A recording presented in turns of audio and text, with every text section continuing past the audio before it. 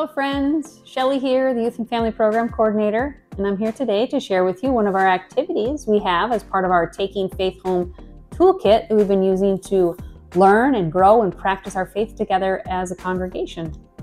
Before we dive into that though, just a reminder that our focus for this week is Jesus Christ's reign is here now.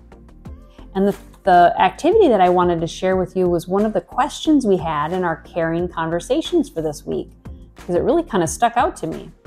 This question is, how is Jesus, as ruler of the kings of the earth, different from other rulers?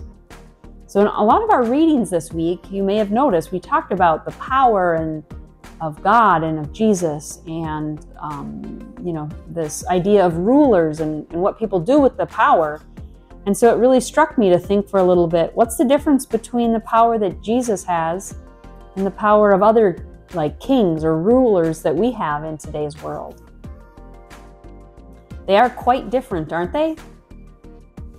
I imagine some of the things that I think of as rulers today kind of come and go, right?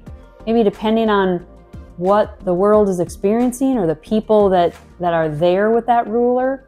Some rulers are the type where they are very prescriptive and say, you must do this, right? They're rulers in that way. Others might be rulers in sort of a different way where they try to maybe talk through and negotiate how things are run in a country or how things are done.